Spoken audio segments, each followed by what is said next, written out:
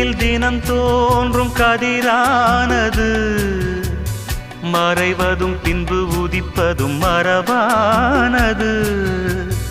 கடல்களில் உருவாகும் அலையானது விழுவதும் பின்பு எழுவதும் இயல்பானது.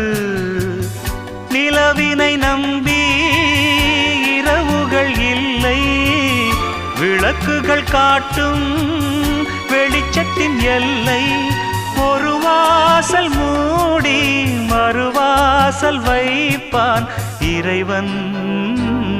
நலம் வாழ என் நாடும் என் வாழ்த்துக்கள்.